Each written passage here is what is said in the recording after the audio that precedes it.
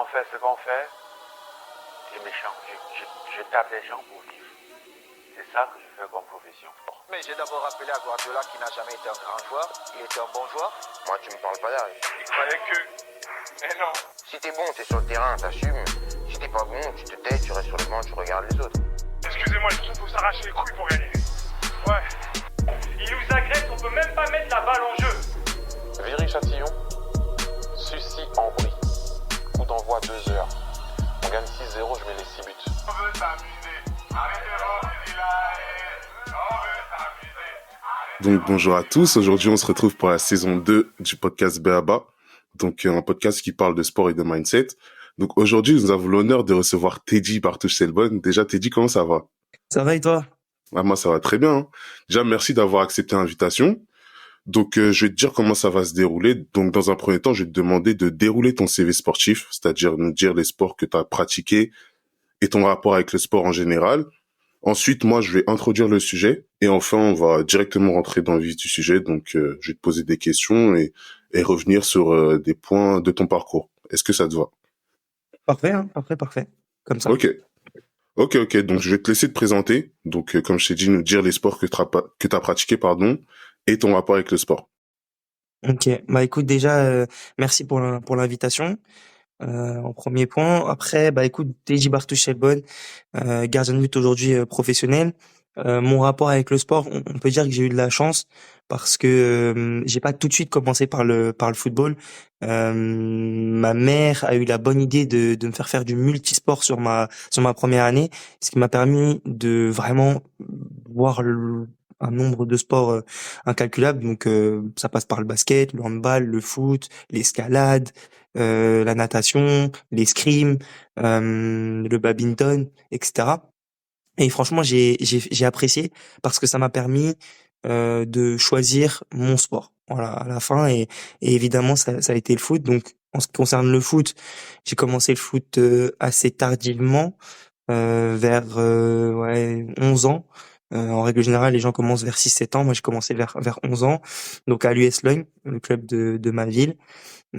Ensuite, j'ai enchaîné avec Torcy pendant un certain nombre d'années. Et plus tard, vers mes 19 ans, je suis parti à Drancy en National 2. Et puis après, bah Lorient pendant 6 ans et récemment Guingamp. On peut dire aussi que du coup là, je suis devenu international guadeloupéen. Donc ça, c'est vraiment une expérience exceptionnelle parce que bah ça te permet d'aller dans toutes les Caraïbes, dans l'Amérique, etc. et de jouer contre des équipes quand même d'un tout autre niveau que celles en France. C'est-à-dire que c'est totalement, enfin, c'est un football différent, plus intense, plus dur, plus engagé. Donc non, c'est une expérience qui est pour moi exceptionnelle. Ok, très bien. Donc, je pense qu'on aura l'occasion de revenir sur ton parcours. Mais j'avais juste une question déjà. Est-ce qu'aujourd'hui, tu suis un peu d'autres sports ou comme t'es footballeur professionnel, t'es vraiment focalisé sur le foot? Non, franchement, alors j'adore le sport en général, mais c'est vrai que tous les sports de raquette, tout ce qui va être tennis, badminton, ping-pong, mais surtout, on va dire le tennis, bah, c'est des choses qui me passionnent. Alors, je pense que ça me passionne aussi parce que c'est en lien avec mon poste, alors que les déplacements du joueur de tennis, sont similaires à celui du gardien de but. Donc, moi, c'est vrai que quand j'ai un peu de temps, bah, je vais faire du tennis. Voilà, donc avec mes amis, c'est tennis dès qu'on peut, dès qu'on a un moment, c'est tennis quoi. Ok, ça marche très bien, très bien. Donc, je te propose que, voilà, j'introduise un peu le sujet. Donc, aujourd'hui, le sujet, ça va être pourquoi certains cracks ne vont pas percer. On a tous déjà joué avec des joueurs qui étaient vraiment au-dessus du lot. Donc, on voyait vraiment leur talent. Limite, c'était facile pour eux. Et au final, ils ont pas pu percer pour différentes raisons, mais ils ont pas percé. Alors que limite, pour nous, on pensait que leur avenir il était tracé. Moi, j'ai décidé d'aborder ce sujet avec toi parce que voilà, je sais que t'as joué dans plusieurs clubs, amateurs notamment et même en pro. Et je pense que t'as assez de recul pour pouvoir nous donner des éléments de réponse sur ça. Mais avant qu'on commence vraiment à aborder le sujet, j'aimerais qu'on puisse déjà dire une définition du mot crack. Pour toi, un crack, c'est quoi? C'est déjà un mot ouais, que j'ai du mal à employer parce que je trouve il est utilisé un peu à toutes les sauces. Donc mais je pense que si je devais donner une définition du crack, en sachant que pour moi, enfin, j'ai pas la science infuse, hein.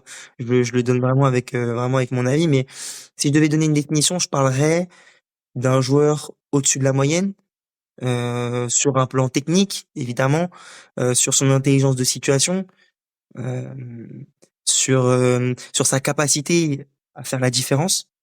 Ok. Donc pour moi, c'est un joueur, voilà, un joueur d'instinct, quelqu'un de spécial, quoi. Mais voilà, c'est ma définition et encore une fois, je suis loin d'avoir la science infuse. En tout cas, c'est mon ressenti sur ce qui pourrait être un crack, quoi. Bah, je pense qu'on se rejoint à peu près sur la définition. Moi aussi, pour moi, un crack, c'est, en gros, pour moi, c'est un joueur différent. C'est-à-dire qu'on peut pas retrouver d'autres joueurs comme lui qui a ses capacités, etc. Donc ouais, je pense que ça se rejoint un peu. Et tout à l'heure, t'as dit que pour toi, tu trouves qu'on a un peu, on va dire, banalisé ce terme. Pourquoi tu trouves que c'est banalisé? Bah écoute, honnêtement, on voit un bon joueur, on voit un joueur par exemple qui marque beaucoup de buts, on va dire que c'est un crack. Tu vois, je prends cet exemple-là parce que je pense que c'est le plus simple à expliquer. C'est que le joueur va marquer des buts et donc on va considérer que c'est un crack. Alors que pour moi, le crack, c'est pas simplement, c'est difficile, attention, de marquer des buts, hein. Mais c'est pas simplement marquer des buts. C'est comme tu l'as dit, c'est quelqu'un de différent, c'est quelqu'un que tu vas pas revoir partout. Un Neymar, par exemple, c'est un crack. Neymar, Mhm. c'est un crack. Tu vois, il fait des trucs que personne, Messi, c'est un crack. Tu vois, Exact. ce genre tu vois, c'est des joueurs qui sont Ronaldinho, c'est des joueurs ouais, qui sont spéciales. C'est des joueurs qui sont différents, qu'on peut pas forcément imiter. C'est difficile, en tout cas, de les imiter. Donc, voilà. Et en fait, aujourd'hui, je trouve que on voit un joueur déjà plus petit qui est au-dessus des autres. Ah ouais, lui, c'est un crack. Ah ouais, lui, c'est un crack. Alors que il est aujourd'hui, en tout cas, au-dessus des joueurs qui sont avec lui. Pour qu'on dise que c'est un crack, je pense que c'est beaucoup plus tard, quoi. Donc, c'est difficile à expliquer. C'est pas simple à expliquer, en tout cas, hein. Mais c'est mon avis et mon ressenti sur ça, quoi. Non, c'est vrai que c'est pas simple. Et pareil, je trouve aujourd'hui, les gens, et dès qu'ils voient... Après, je pense que c'est aujourd'hui, et plus tard, ça va continuer. Mais aujourd'hui, il y a tellement de highlights, tu vois, les vidéos skills, ça fait que aujourd'hui, tu mets un but exceptionnel ou tu fais une passe exceptionnelle, les gens, ils vont directement s'enflammer. Ça fait que... Alors qu'avant, tu vois, pour être considéré comme un crack, tu devais mettre tout le monde d'accord.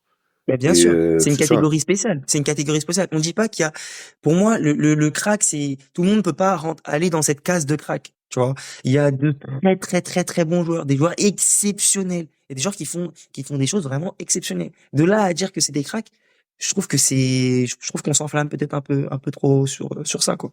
Ouais, ouais. Et tu penses qu'un crack, on peut considérer quelqu'un comme un crack s'il a percé ou si vraiment il a laissé son empreinte juste sur la sphère locale, c'est-à-dire par exemple dans un championnat amateur au niveau départemental, régional, ou un crack pour toi c'est international. Non, mais pour moi, ouais, pour moi, clairement, le crack, c'est international.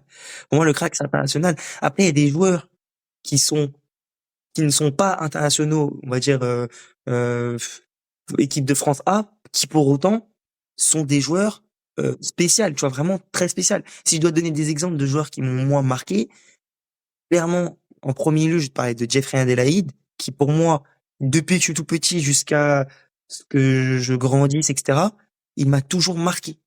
Il m'a toujours marqué par rapport à sa, je le redis, sa capacité à faire la différence, son instinct, son intelligence de situation. Mais il y a lui, mais il y a Romain Fèvre que j'ai vu ne serait-ce que l'année dernière à Lorient.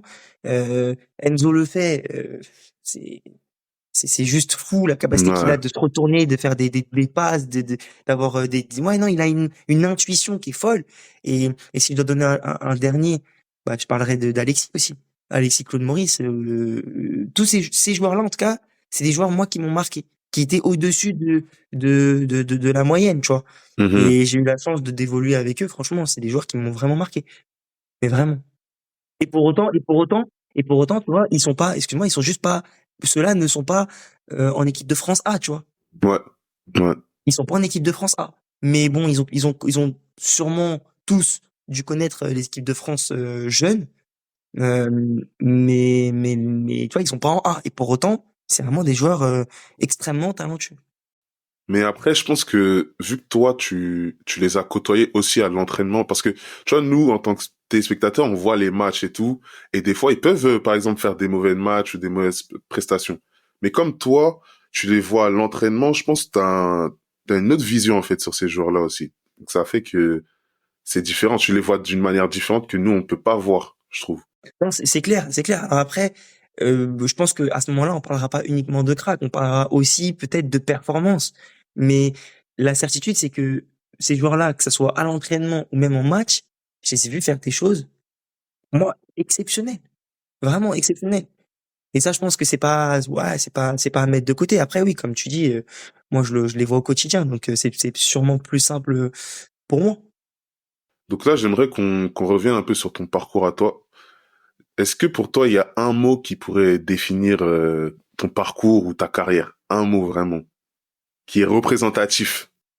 Honnêtement, c'est difficile de trouver un mot comme ça, en fait, parce que là, comme ça, il y en a peut-être trois qui me viennent en tête. Il y en a peut-être trois qui me viennent en tête. Je pense que le premier, ça serait sinueux. Le deuxième, ça serait persévérance. Et le troisième, ça serait résilience. Mais si je dois t'en prendre qu'un seul, je parlerais de sinueux. J'irais vraiment sinueux. Et pourquoi ce mot-là? Bah, sinueux parce que j'ai eu des difficultés à atteindre le plus haut niveau, que ça s'est jamais passé comme je voulais que ça se passe, parce que on n'a pas on n'a pas cru en moi. Je pense qu'à chaque fois, j'ai dû compter d'abord sur moi pour en arriver là, et j'ai toujours dû prouver que j'étais capable de faire certaines choses, tu vois. Et au final, la plupart des gens qui me connaissent te diront que bah j'ai pas lâché, que ça n'a pas été facile, que j'ai beaucoup travaillé pour atteindre le monde professionnel. Mais c'est vrai que ouais, si je dois en choisir un, je dirais Signe. Très bien, très bien. Et donc maintenant que tu as du recul à peu près, ça fait plusieurs années que tu es dans le monde professionnel. Moi, j'aimerais que tu me dises, pour toi, c'était quoi le gros changement entre le football amateur et le football professionnel? Et quand je parle de changement, je parle vraiment en termes de football, pas les infrastructures ou, tu vois. Est-ce qu'il y a un truc en niveau football où tu as vraiment vu qu'il y avait un changement entre amateur et pro? Oui, oui, il y a bien sûr, si on dépasse le stade des infrastructures, évidemment que je dirais le niveau individuel des joueurs, pour moi, ça m'a marqué, quoi. C'est-à-dire que tu sens que les joueurs, ils ont tous un truc en plus, tu vois. Ils ont tous et malgré le fait, en plus, qu'ils aient quelque chose en plus, ça ne va peut-être même pas les aider à atteindre le plus haut niveau. C'est Mhm. fou. C'est vraiment fou. C'est-à-dire que, tu vois, on parlait de joueurs talentueux, et si tu veux, on peut employer le mot crack, mais de joueurs talentueux, par exemple, que j'ai connus dans le monde amateur, qui sont pas arrivés jusqu'au monde professionnel. Et il y a aussi ceux qui sont dans le monde professionnel, mais qui réussissent pas à atteindre le plus haut niveau. En fait, c'est à plusieurs étages, quoi. C'est à plusieurs étages, pardon. Et c'est vrai qu'en tout cas, s'il y a quelque chose qui m'a marqué, c'est le niveau individuel des joueurs. Et c'est juste qu'en fait, je pense que sur certains joueurs, ça va plus se voir, euh, que d'autres, quoi. C'est un Mhm. peu comme je te donne un exemple, comme les mangas, tu vois. Des fois, t'as des personnages dans les mangas qui vont avoir ce truc en plus dans leur pouvoir, cette progression qui arrive plus vite que d'autres. Eh ben c'est un peu ça aussi, je trouve, dans le monde du foot. Mhm. Après, moi, ça m'étonne pas parce que, en fait, moi, je me dis que un joueur qui arrive à finir professionnel, c'est que ça reste un joueur talentueux. Et le fait qu'il rentre dans ce monde-là, en fait, pour moi, c'est un regroupement de joueurs talentueux, les professionnels. Après, je sais pas si t'es d'accord avec moi, mais par exemple, un joueur, il peut être ultra fort en amateur et devenir professionnel, mais quand il rentre dans le monde professionnel, ça va devenir un joueur lambda ou un joueur Oui, moyen oui, parce que il est entouré de monstres, en gros. ouais, ouais. Et puis même aussi le fait aussi d'atteindre un certain niveau. Je pense que tu progresses aussi en étant entouré de meilleurs joueurs encore. C'est-à-dire que la facilité que tu avais dans ton petit club avant d'arriver dans le monde professionnel, bah quand tu es dans le monde professionnel, moi franchement, je trouve que quand tu arrives à Lorient, j'ai encore passé un autre palier. Déjà quand j'étais arrivé à Drancy, c'est vrai que j'avais progressé parce que je jouais avec de meilleurs joueurs, je m'entraînais avec de meilleurs joueurs et je m'entraînais avec des joueurs aussi qui étaient plus anciens. Ok. Et quand je suis arrivé à Lorient, ouah, je me suis dit, mais où je suis, quoi. Ça m'a même remis en question. Ça m'a fait douter de mes qualités. C'est-à-dire que je me suis dit, mais est-ce que c'est pas trop pour moi, quoi, Ah ouais. en vrai. Parce que c'était trop. Je suis arrivé, à Lorient, c'était beaucoup porté sur le football de possession. Quand t'allais dans les taureaux, je peux te dire que tu restais, enfin, valait mieux pas y être, quoi, parce que sinon t'allais tourner pendant très très longtemps, tu vois. Il y avait un niveau technique, moi, ouais, ça m'a choqué. Jusqu'au Mhm. jour où, bah, tu fais 1 an, 2 ans, 3 ans, et puis après, c'est ceux qui arrivent, qui finalement se disent, comme toi, ouah, faut pas être dans les taureaux, hein, faut pas être au milieu, parce que sinon tu vas rester pendant longtemps, tu vois. Mais ouais, c'est des choses qui marquent, quoi. Ouais. Et t'as mis combien de temps, toi, à t'acclimater à tu vois, à ce bouleversement entre amateur et Franchement, pro? franchement, franchement, je pense que j'ai mis beaucoup de temps. Je te mentirais pas si je dirais que j'ai mis 9 mois, 1 an. Parce Ah ouais. que, euh, à la fois, t'as quelque chose qui rentre en compte quand même, c'est l'éloignement familial. Clairement. Tu vois, j'avais toujours vécu dans le 7-7, avec ma mère, mon père, ma sœur, mes amis, etc., etc., le foot, j'avais ma petite routine, je travaillais dans l'animation et tout, voilà. T'as espèce de confort et tout. Et puis après, tu pars à 6 heures de chez toi, tu rentres pas tous les week-ends, tu vois pas ta famille tous les week-ends, tu vois pas tes amis tous les week-ends. C'est un autre environnement, c'est un autre football, c'est un football que tu connaissais pas forcément avant. Euh, Tout ça, ça a mis du temps. Des personnes que tu connais pas, donc tu dois te faire aussi à l'environnement. La Bretagne aussi, au démarrage, c'est pas comme Paris, tu vois, ça bouge moins, tu vois, Ouais. c'est moins intense. Je parle pas de foot, je parle de vie, c'est moins intense. C'est tout aussi bien, attention, hein, c'est tout aussi bien parce que c'est reposant, mais voilà. Donc c'était pas simple pour moi. J'avais mes habitudes, j'entraînais aussi, donc et ouais, c'était pas simple. Donc j'ai mis du temps. Mais au final, après avec le temps, tu rencontres des personnes. Moi, j'ai eu la chance de rencontrer beaucoup de personnes à la fois qui venaient de la région parisienne, donc forcément pour l'acclimatation c'était top, mais aussi des personnes, notamment moi, en tête moi quand j'arrive. Lorient, leur meilleur joueur, c'est la génération 2000. Donc c'est les Ilan Meslier, les Enzo Lefebvre, les Julien Ponceau, Tom Renaud et autres. Donc tu as cette génération, Paul Joly aussi, tu as cette génération-là de joueurs extrêmement importants pour le club, mais qui avaient aussi des personnalités, qui est Miami aussi, des personnalités top, qui m'ont permis de mieux m'intégrer. Et ensuite, tu avais les Parisiens, les Mackenzie Dibé, les Taylor Salibur, etc., etc. Et donc, du coup, tout ça a fait que, bah, après, je me suis entendu avec tout le monde, et après, arrivé les Maxence Fortier, des personnalités qui sont en plus totalement, ouais, qui sont un peu folles et tout. Donc, du coup, ça te permet, toi, de te libérer, surtout quand on connaît un peu ma personnalité. Je suis quelqu'un de sérieux, mais j'aime beaucoup aussi rigoler. Donc, quand t'as des Mackenzie Dibé, des Taylor Salibur, des Maxence Fortier, ouais, après, tu te libères et tu réussis à exprimer entre guillemets, ton plein potentiel, tu vois, toutes tes qualités, en tout cas. Et donc, ça m'a aidé. Ah, j'imagine. Non, c'est bien, c'est bien. Et tu vois, durant, bon, on va dire avant Lorient, est-ce que toi, enfin, je pense que t'en as rencontré, mais est-ce que là, enfin, tu penses à des gens avec qui t'as joué, qui étaient ultra forts, mais qui au final n'ont pas pu aller jusqu'au bout du truc, tu vois? Ouais, bah oui, forcément, tu vas penser à plein de joueurs. Notamment quand j'ai commencé à découvrir le niveau R1, ne serait-ce que le niveau R1 à Lorient, ou le niveau National 2 à Lorient.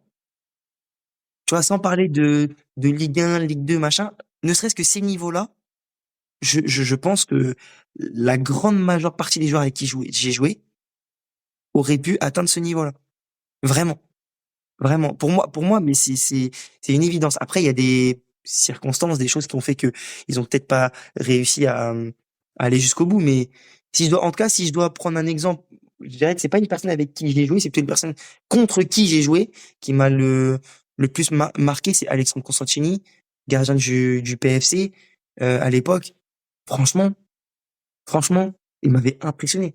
Genre, c'est pas souvent que je me suis dit, genre, je trouve que ce gardien-là, il est meilleur que moi, mais vraiment, genre, il y a un écart. Genre, je me dis, je suis pas capable d'atteindre ce niveau-là. C'est pas souvent que ça arrivait. Et franchement, Alexandre, il m'avait tellement marqué.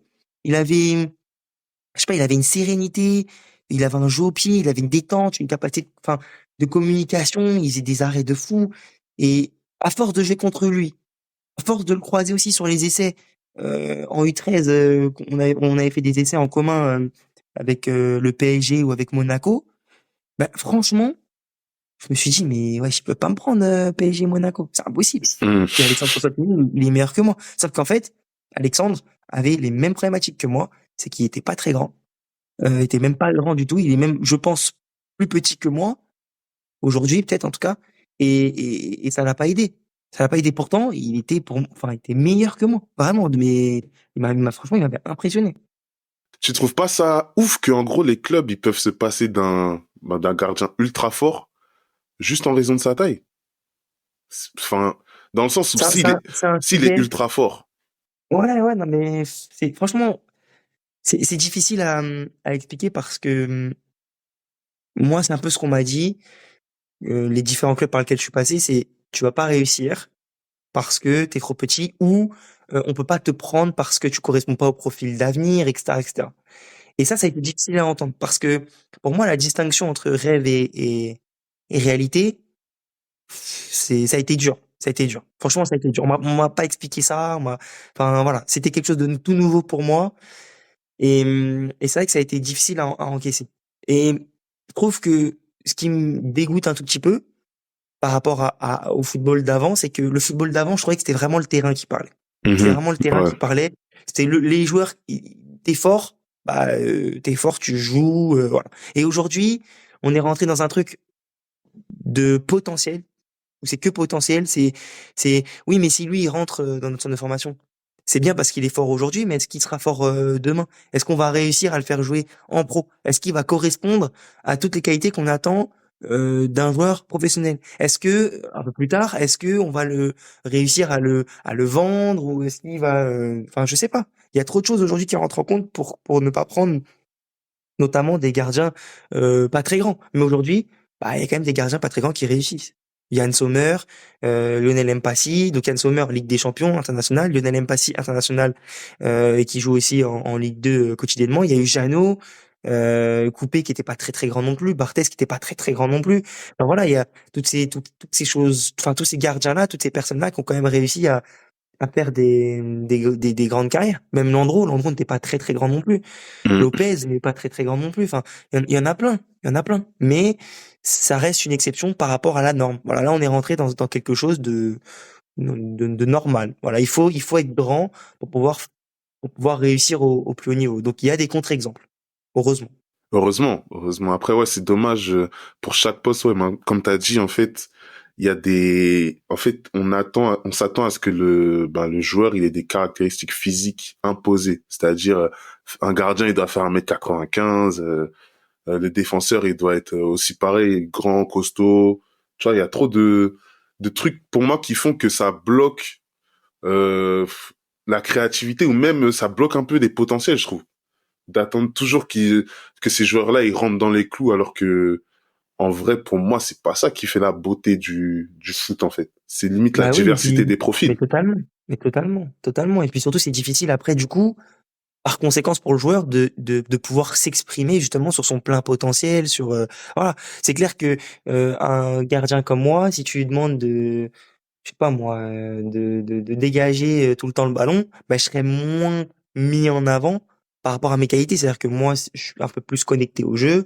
Bon ben voilà, c'est sûr que c'est mieux pour moi d'être connecté au jeu parce que du coup on va se dire ok, lui, en fait il a des qualités, ses qualités c'est le jeu au pied. Et donc mes qualités fortes vont se voir ou je sais pas moi, la gestion de la profondeur et autres. Mais c'est vrai que aujourd'hui on veut que les joueurs rentrent dans des cases et c'est dommage. Il y a moins justement cette cette liberté, ouais, presque on pourrait parler de créativité. C'est dommage. Il y a moins d'ouverture en tout cas aujourd'hui, je trouve. Ouais. Ça dépend des entraîneurs. Après oui, ça dépend. Heureusement, il y a toujours des gens qui vont pas rentrer dans ces systèmes, mais je trouve qu'en globalité, malheureusement c'est comme ça. Donc maintenant, moi, j'aimerais qu'on puisse voilà comprendre pourquoi ces cracks ils vont pas percer. Déjà, moi, il y a un élément pour moi qui saute aux yeux. Ça va être le premier, c'est l'aspect mental. Pour toi, l'aspect mental, il joue quel rôle pour une ascension au monde professionnel? Bah pour moi c'est la chose la plus importante en fait. Pour moi, c'est la chose la plus importante. Au-delà des qualités, c'est trop important en fait. C'est trop important d'être conditionné. Mais après, il y a un rapport. Enfin, c'est le mot mental. C'est large, tu vois. C'est Ouais, c'est très difficile large, hein. à totalement à expliquer. Mais c'est clair que savoir, en tout cas, appréhender ses échecs. Je dirais continuer à travailler même quand c'est dur.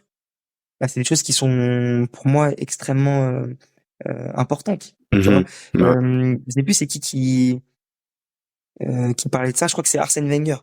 Tu vois, il disait que lui, il avait vu beaucoup de gars échouer, qui avaient un talent fou, mais qui étaient pas prêts à maintenir justement l'effort. Et maintenir l'effort, c'est pas physique. Maintenir l'effort. Il parlait de maintenir l'effort mental. Cette discipline de continuer à travailler, d'être hyper exigeant, de se remettre en question, d'avoir comme il disait, une analyse objective de sa performance. Euh, c'est pas simple. C'est vraiment pas simple. Mais pour moi, c'est ce qui fait tout. Et pour moi, les sportifs de haut niveau, ils te le diront tous, c'est le mental.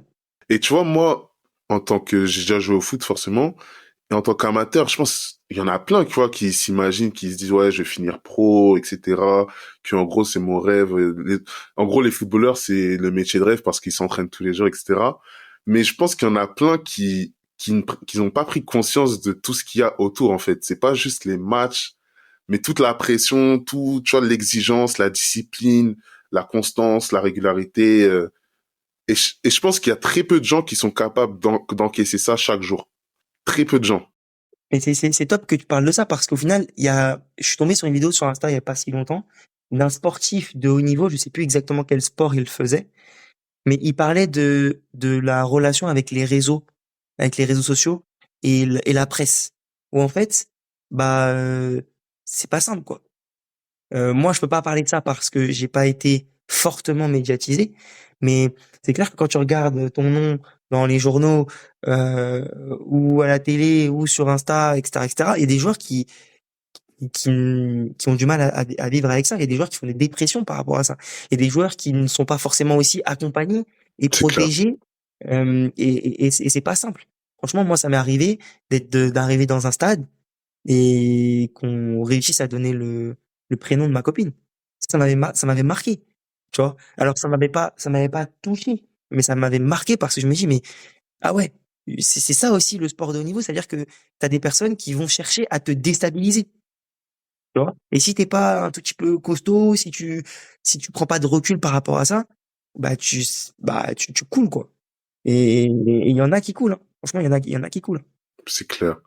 Et toujours sur l'aspect mental, tu vois. Tu vois, on parlait au début des gens qui sont rapidement, on dit rapidement c'est des cracks parce qu'ils ont fait une action ou un dribble de fou. Moi, j'aimerais comprendre d'un point de vue amateur à quel point la pression ça peut être énorme sur les footballeurs pros. Est-ce que toi tu la ressens que la pression énorme, tu vois, que ce soit la pression des résultats, la pression de la performance et tout?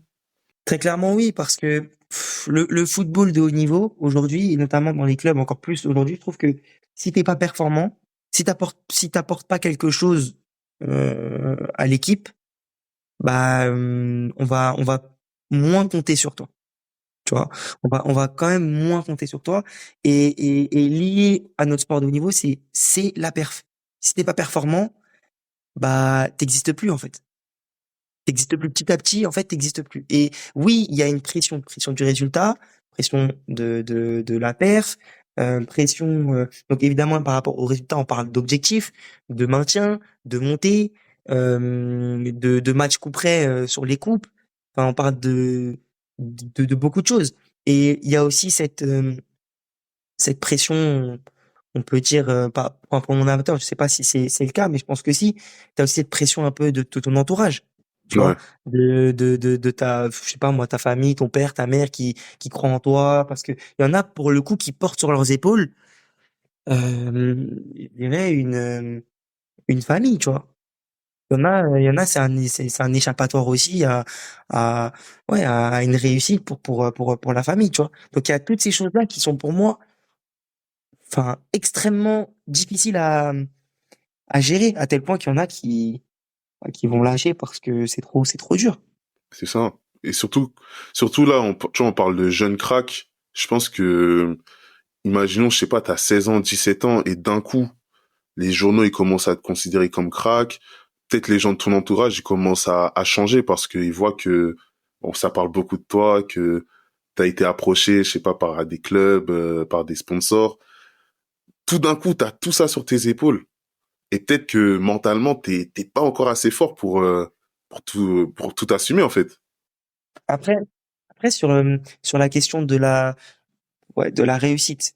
Déjà de la réussite, enfin, c'est difficile de parler de réussite d'un joueur talentueux, d'un crack, hein, pour vraiment euh, expliquer là où je veux en venir, c'est que c'est quoi la réussite déjà? Est-ce que la réussite c'est atteindre un club pro? Est-ce que la réussite c'est signer un contrat pro? Est-ce que la réussite c'est signer plusieurs contrats pro? Est-ce que c'est jouer en pro? Hmm. Est-ce que c'est faire plusieurs matchs en pro et tenir sur la durée? Tu vois, déjà, si on parle de réussite par rapport à un crack ou quoi, c'est difficile à définir. Parce que chaque parcours a ses singularités et donc je dirais la réussite va dépendre du parcours de chacun. C'est-à-dire que t'es un crack au démarrage, on va dire ton parcours est tout tracé. Ton parcours est tout tracé. Pourquoi? Parce qu'en fait, t'es le meilleur depuis tout petit et t'as pas connu l'échec. Ouais. Il a pas le crack n'a pas connu l'échec. Et c'est peut-être ce qui va le le desservir. Parce que comme considéré comme meilleur que tout le monde, bah ce qui va le mettre en difficulté, c'est le jour où ça se passera pas, ça se passera plus bien, quoi. Hmm. Tu vois? Ouais. Et donc lié à tout ça, tu vas avoir, je pense, euh, bah, l'investissement dans leur propre projet. Ils ont pas besoin de plus travailler que les autres puisque bah ils étaient déjà meilleurs que tout le monde.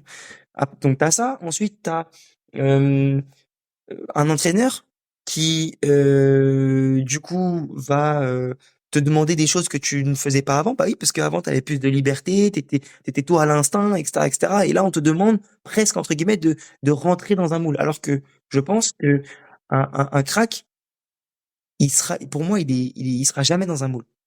Il sera jamais dans la même case que tout le monde. Parce que justement, ce joueur-là est capable de faire la différence à tout moment.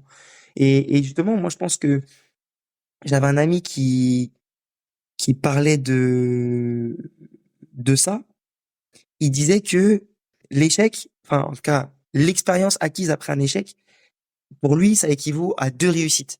Celle de te relever et celle d'apprendre de l'échec. Et justement, les joueurs talentueux, je pense, n'ont pas été confrontés à ça. Ok. Je vois.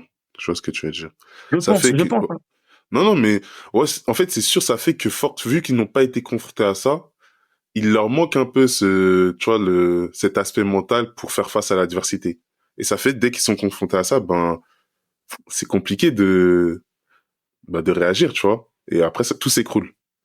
Tout s'écroule Bah oui. et c'est pas facile. Après, il y en a qui, je pense aussi qui se cachent aussi derrière ça parce que, bah, derrière l'échec, je parle. Parce que justement, comme ils ont pas connu ça, bah, là, il faut être capable, en tout cas, d'assumer justement sa responsabilité vis-à-vis d'une contre-performance, vis-à-vis d'une non-réussite. T'as des clubs pro qui te suivent pendant, toute ta jeunesse et finalement, t'arrives pas à signer. Mhm. T'imagines le coup que ça fait à la tête? Ouais, c'est très dur, hein. Très, très, très dur. Et c'est dur. Surtout quand t'as fait des essais toute ta vie, tu signes pas alors que t'étais vu par ta famille, par tes amis, par tes proches, etc. comme étant le futur star de voilà déjà le futur star de la famille déjà, futur star de la famille et puis ouais quelqu'un qui va devenir professionnel. Sauf que non, pour arriver tout là-haut, franchement le parcours il est semé d'embûches. Mais bon après moi je parle de ça, t'as vu tu dis que j'ai un peu de recul. Je sais pas si j'en ai suffisamment parce que j'ai que 26 ans et que j'ai pas non plus une grande expérience. Mais c'est clair que, en tout cas, de ce que j'ai vu, moi, je pense que je peux te parler de ça. Des joueurs qui ont été suivis et qui finalement, bah, il s'est rien passé, quoi. Mhm. Mais tu penses que c'est les joueurs dans cette situation-là, c'est de la faute à leur entourage? Parce que regarde, imagine un joueur toute sa vie, on lui a dit ouais, toi, tu vas finir dans un grand club. Toi, c'est facile, nanani, nanana. Tu vois, tous les gens de son entourage, on lui a jamais montré, tu vois, on lui a toujours poussé vers, ouais, t'es fort, t'inquiète pas, tu vois. Donc pour moi, j'ai l'impression qu'il y a aussi une part de l'entourage. L'entourage, il a quelque chose à jouer. Tu vois, on peut pas juste lui dire, vas-y, t'inquiète, t'as pas besoin de bosser ou, tu vois, il faut aussi le confronter à la réalité. Bien sûr, bien sûr, bien sûr, bien sûr. Non, non, c'est clair que l'entourage, il a un rôle prépondérant. Quand on parle d'entourage, on parle de la famille, mais aussi également des entraîneurs et surtout peut-être des entraîneurs parce que pour le coup, la famille, on pourrait dire qu'ils n'ont pas comment je pourrais dire, Ouais, il le cette, voit pas tous les ouais, jours, l'entraîneur. mais, ouais, et puis ils ont pas cette connaissance peut-être aussi de comment ça se passe réellement, tu vois, alors que Mhm. peut-être que les entraîneurs, les éducateurs sont formés à ça, peut-être que avant ça, eux aussi, ils ont un parcours et oui, c'est clair que l'entourage, et quand je parle entourage, encore une fois, je parle de la famille, je parle des éducateurs, tout le monde a un rôle à jouer. Tout le monde a un rôle à jouer pour accompagner, je dirais, l'enfant, le joueur, la joueuse dans de meilleures conditions et justement en gardant les pieds sur terre un maximum. euh, et mais ça c'est pas simple. Franchement, c'est C'est pas simple. clair, c'est clair, C'est c'est vraiment clair. pas simple. C'est dur de trouver un fautif en tout cas. Mais c'est clair qu'en tout cas l'entourage a évidemment un rôle à jouer. Et je voulais rebondir sur un truc, tu vois, récemment, j'ai vu plein de vidéos de Thierry Henry, et Thierry Henry, dès qu'il faut parler de l'INF Clairefontaine, ce que j'aime bien avec lui, c'est qu'il va toujours mettre en avant les entraîneurs qu'il a côtoyés à Clairefontaine et à quel point ils lui ont permis d'évoluer mentalement pour être un meilleur joueur. Moi, j'aimerais que toi, tu me dises à quel point un entraîneur, il peut bouleverser ou transformer la carrière d'un joueur. C'est pas simple. C'est pas simple comme question. Euh, ouais, alors t'as des entraîneurs qui vont te marquer, qui vont te motiver, qui vont te donner l'envie de te surpasser au quotidien.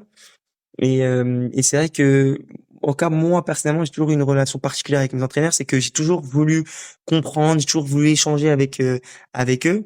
Et en fait, le fait d'échanger et de parler avec eux m'a permis de construire une culture une culture foot.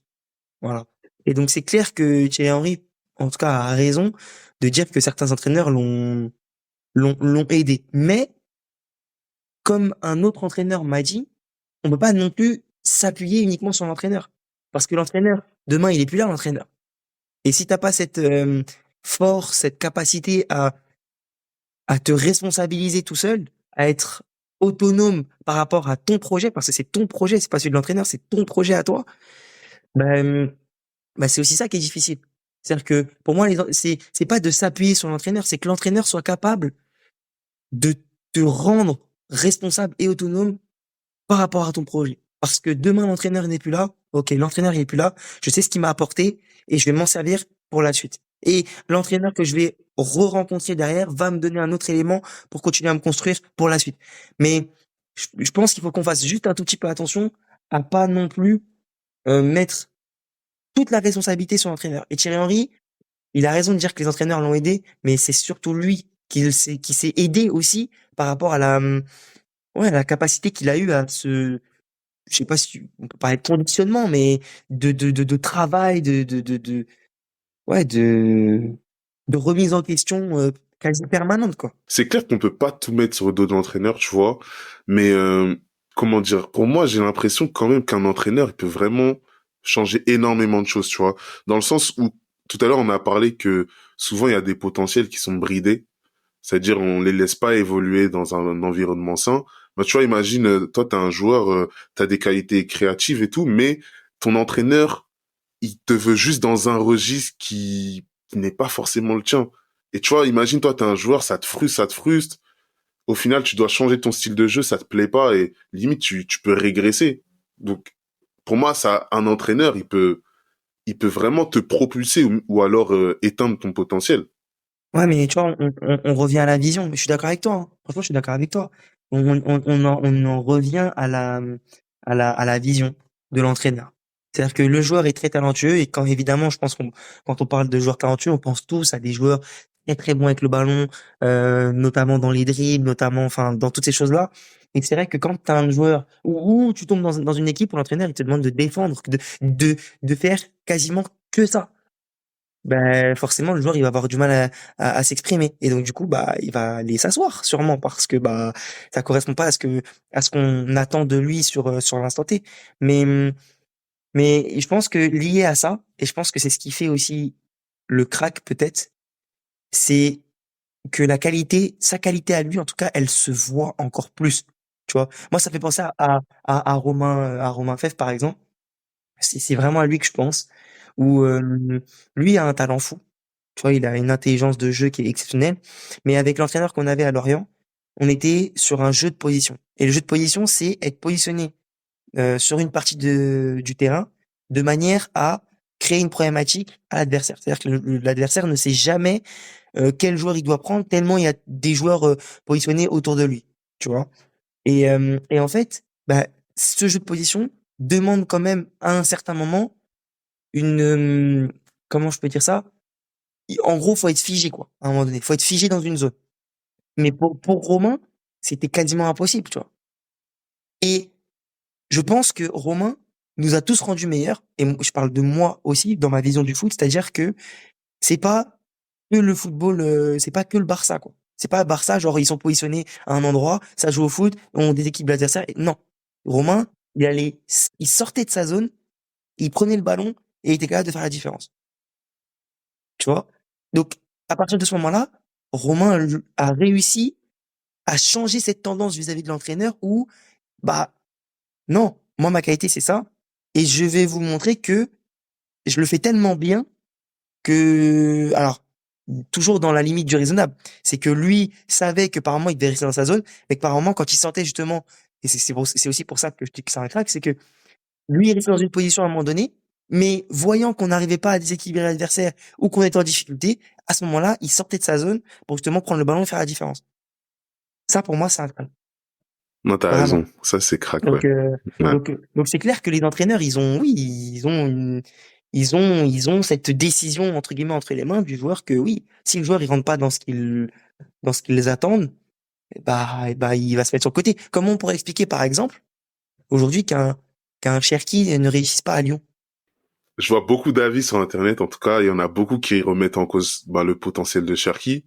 Alors qu'en vrai, pour moi, le potentiel de Cherki, tout le monde peut le voir. Enfin, tout le monde peut voir que il a quelque chose de différent dans les pieds. Néanmoins, qu'est-ce qui va pas? Est-ce que c'est le positionnement? Est-ce que c'est le rôle qu'on lui donne? Est-ce que c'est la confiance qu'on lui accorde? Est-ce que c'est lui? Je sais pas. En tout cas, ce qu'on peut dire sur lui quand même, c'est que il a connu Boss, il a connu Laurent Blanc, il a connu Grosso, et il connaît encore un autre entraîneur là qui est Sage actuellement. Bah, pour l'instant, on n'a toujours pas vu le Cherki à son plein potentiel en tout cas. C'est vrai. Tu vois? C'est vrai, c'est vrai. Après, c'est compliqué. C'est vrai que pour moi, il y a tellement de facteurs à prendre en compte. Mais bien Tu vois, sûr. regarde, imaginons Cherki, on va prendre l'exemple de lui. Ça se trouve, demain, il va être transféré dans un autre club. Et là, Bien sûr. bizarrement, il va être exceptionnel. Tu vois? Pour moi, il y a l'environnement aussi. Faut voir. Bien sûr, Faut il y a voir. l'environnement, bien sûr, il y a L'environnement, l'environnement, ça, il y a les facteurs, j'ai dit, moi, le coach Lebris, il me dit tout le temps ça. Il me disait, le foot, c'est imprévisible. Tu sais jamais ce qui va se passer. Tu vois? Et Mm. notamment sur la formation, il me disait, mais oui, sur tel joueur, par exemple, on se dit que lui va réussir à atteindre le groupe professionnel. Et finalement, ce joueur-là n'y arrive pas. Tu vois? Ouais, ouais. Et tu peux rien prédire à l'avance. C'est ça qui est fou dans le foot. En vrai, enfin, dans le foot et sûrement dans d'autres sports, mais en tout cas, dans le foot, c'est quelque chose qui est marquant, c'est que tu peux rien prévoir à l'avance. Ben, et d'un côté, c'est ça qui en fait la beauté. Ça veut dire, imaginons que tu pouvais tout prévoir, tu vois, ce serait trop prévisible, il y aurait pas de trucs choquants. Mais après, d'un côté, il y a ses mauvais côtés. Enfin, ses mauvais côtés, dans le sens où il y a des facteurs à prendre en compte. Pour moi, il y a le facteur chance aussi, il y a le facteur opportunité. Est-ce que t'es là au bon moment? Ça se trouve, t'es dans un club, mais t'es pas au bon moment, en fait. Si t'étais arrivé peut-être 2 ans plus tard, là, tu vois, tu serais au top. Là, t'es peut-être arrivé trop tôt. Tu vois, si par exemple on revient sur Jeffrey Adelaide, il est passé à Arsenal, Mais c'est pas Arsenal qui l'a explosé en vrai, je trouve. C'est quand il est passé à Angers. Il est allé à Angers et c'est là que les gens, ils ont commencé à voir que, ah ouais, lui, c'est quelque chose. Et ensuite, il est allé à Lyon et là, il a commencé à faire des trucs de ouf, avancer de sa blessure et tout. Mais pour moi, l'environnement, je dirais que c'est l'un des trucs les plus importants. Mais bien sûr, mais tu sais que t'as raison. Moi, je parlais avec des joueurs très talentueux et sans me donner le nom parce que je le mettrais en, voilà. Bien sûr, Mais bien sûr. lui m'a dit, je ne voulais pas rester dans ce club-là parce que je me sentais pas bien, Mhm. tu vois. Et j'ai l'impression que notamment lié au crack, même si j'aime pas vraiment ce terme, mais si on peut lier au crack, il y a quand même évidemment l'environnement. Et je pense que le crack a besoin de se sentir aimé aussi. Exact. J'allais venir sur cet aspect affectif que certains joueurs ont besoin. Mais vas-y, je te laisse finir. Non, non, mais c'était surtout ça, hein. C'était de te dire que je pense que l'environnement est l'une des choses. Mais après, l'environnement, dis-toi que si déjà pour les joueurs, on va dire entre guillemets lambda, bah déjà ça, c'est quelque chose qui est très important. Je parle de moi. Moi, l'environnement, il est extrêmement important. Là où je suis, le contexte dans lequel je suis, les conditions d'entraînement, etc., etc., que ma conjointe se sente bien. Enfin, tout ça, c'est des choses qui sont extrêmement importantes. Donc, si pour moi l'environnement il est important, j'imagine même pas pour ces joueurs-là. Et pour moi, ces joueurs-là, vu qu'ils sont différents, je dirais pas, voilà, qu'ils ont droit à des trucs que les autres n'ont pas droit, mais il faut qu'ils soient mis dans les meilleures conditions possibles pour que leur potentiel, il puisse exploser à 100%, en fait. Parce que si c'est ce joueur-là qui peut te débloquer des situations et que tu vas pas retrouver ailleurs, tu vas pas retrouver un joueur comme lui ailleurs, mais si tu le mets dans des conditions où, tu vois, il est à 50% heureux, tu vois, il pourra pas vraiment performer. Alors que si, par exemple, tu sais que c'est un joueur qui a besoin d'affection, il a besoin de sentir qu'il est voulu, qu'il est important, là, si tu lui donnes ça, là, tu vas voir que c'est un joueur différent à l'entraînement et surtout en match, tu vois. Donc, et je trouve qu'il y a certains cracks on retrouve beaucoup cet aspect affectif chez certains cracks, chez certains cracks, pardon. Ils ont besoin de se sentir aimés, de sentir qu'ils sont voulus, qu'ils sont importants Et à la fois, certains entraîneurs, justement, ne leur donnent pas ça, tu vois. Et c'est pour ça que j'en parlais avec un coéquipier il y a pas si longtemps.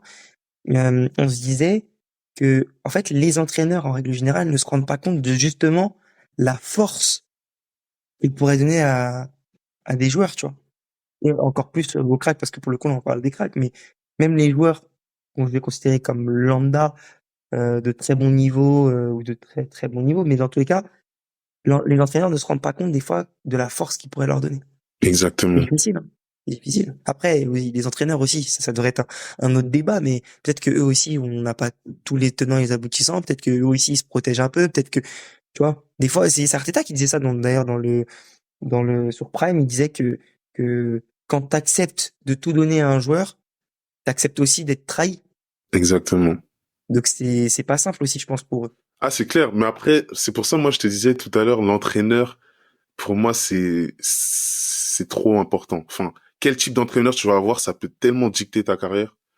Et c'est pour ça, j'ai pas envie de remettre tout sur l'entraîneur, forcément, mais je suis persuadé que, regarde, même moi, un joueur amateur, quand t'as un entraîneur, tu sens qu'il est vraiment impliqué, qu'il veut le meilleur pour toi, qui cherche vraiment à, à vraiment exploiter tout ton potentiel, tu te sens mieux, tu te sens plus fort limite et tu sens que tu vas performer. Alors que si t'es avec un entraîneur, qui veut pas forcément te pousser vers le haut, qui te calcule pas forcément, c'est différent. Et c'est pour ça, j'imagine, avec les pros, ça doit être encore pire, tu vois. C'est pour ça, je me dis, un entraîneur, ça a un impact énorme sur une carrière, tu vois. Mais bien sûr, et puis et comme tu l'as très bien dit tout à l'heure, c'est qu'il y a aussi plein de choses à gérer. T'as les groupes, t'as le groupe en fait, t'as ceux qui jouent pas, t'as ceux même aussi pourquoi certains entraîneurs vont pas donner peut-être plus d'amour à des cracks par exemple. Est-ce qu'ils se disent pas si je lui donne trop d'amour, c'est que j'en donne peut-être pas aussi aux autres et donc les joueurs qui vont moins jouer vont dire bah oui mais regarde lui il a toute l'attention, tu vois c'est difficile. En fait, c'est un équilibre qui est quand même difficile à tenir. Très dur, ouais. T'as raison, t'as raison. Parce qu'il y a d'autres joueurs, il y a un groupe à tenir, il y a l'alchimie entre les gens, la cohésion. si tu donnes trop à un joueur, après il y a des gens dans leur ego, ils peuvent se sentir délaissés, tu vois. C'est pas facile, c'est pas facile. Donc ouais, c'est pour ça qu'un joueur, pour moi, en fait, il faut qu'il ait un entourage vraiment bien sain autour de lui, qui dise la vérité, qui l'aide à aller vers l'avant aussi. Et il faut aussi que voilà l'entraîneur il joue son rôle, qui l'aide à s'améliorer, à exploiter son potentiel, le mettre dans les meilleures conditions. Mais il faut surtout que le joueur il ait un mental d'acier pour faire face aux épreuves, par exemple à la concurrence, la politique du club, plein de choses comme ça. Si le joueur il a pas cet aspect-là mental, ça va être compliqué de s'en sortir, je pense. Je Non, c'est pense. clair. Donc moi j'aimerais que voilà, on est vers la fin. J'aimerais que tu puisses nous donner, on va dire, 2, 3 conseils pour un jeune qui aimerait percer, un jeune talentueux qui est reconnu par ses pairs comme étant vraiment talentueux, mais qui voudrait des conseils pour voilà continuer sur ce chemin-là et ne pas flancher. Qu'est-ce que tu pourrais lui dire? Euh, je sais pas si s'il y a une recette miracle, hein. Euh, déjà, mais bah si je parle de moi, parce que je pense que je ne peux parler que de moi. Mhm. Si la personne est croyante, bah de beaucoup prier. En tout cas de ça c'est pour moi en tout cas quelque chose qui m'a beaucoup aidé aussi, d'être très discipliné, quasi têtu dans son niveau d'engagement dans son propre projet. Euh, voilà, pour moi, ça c'est quelque chose de très important. Évidemment, la remise en question. Euh, après, si encore une fois je parle de moi, j'ai difficilement accepté la critique devant les gens.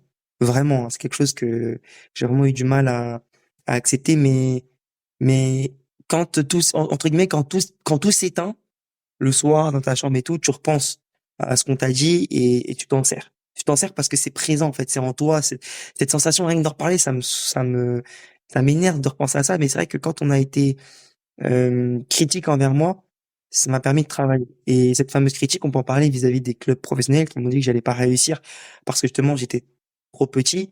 Moi, j'avais envie de leur dire, c'est pour ça que je parle de têtu, c'est que j'avais envie de leur dire, ouais, mais vous inquiétez pas, je vais travailler sur d'autres choses, tu vois. Et, et j'ai du coup, moi, travaillé sur mon jeu au pied, ma communication, bah, la partie tactique, sur la connaissance du foot, sur la connaissance de mon poste, sur le jeu en général. Quand j'arrivais en match, bah, j'analysais, euh, bah, je sais pas, les problématiques que je pouvais rencontrer dans mon équipe, essayer de les résoudre, parce que l'objectif Mhm. c'était de gagner le match, de pas prendre de but.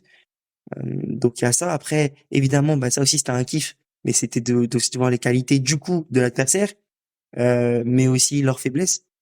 Donc tu vois, c'est tout ça en fait, c'est avoir pour moi une connaissance fine de soi, une connaissance importante aussi du foot,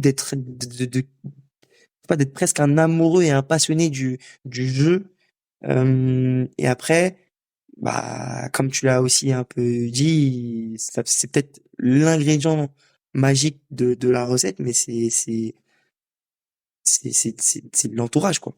Moi j'ai la chance de rencontrer des personnes exceptionnelles dans le foot vraiment, dans ma vie aussi, et ce qui fait que aujourd'hui on peut dire que je suis bien entouré, même si ça n'a pas forcément été facile au quotidien, Mhm. mais voilà, en tout cas, si je dois leur dire quelque chose, c'est de saisir chacune, comme me disait mon entraîneur, chacune des opportunités qui se présentent à nous. Il parlait de ça, il parlait de fenêtres, de fenêtres d'opportunités. Euh, et voilà. Et surtout avoir des personnes sages autour de soi, c'est extrêmement important. Très bien.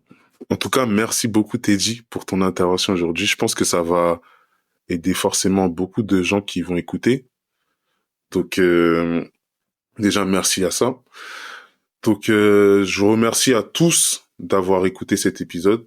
Donc n'oubliez pas de suivre Béatitude sur les réseaux sociaux. Donc toi Teddy, on peut te retrouver sur quels réseaux sociaux? Alors Instagram, Facebook, Twitter, c'est déjà pas mal. Ok, bon, pas de souci. C'est déjà pas mal, c'est déjà pas mal. En tout cas, merci à toi, merci évidemment pour le travail que tu fais. Donc suivez un max, hein. On a besoin, c'est top, c'est intéressant comme discussion. Et voilà, hein. Prenez soin de vous et à bientôt. Ouais, merci Teddy, à bientôt.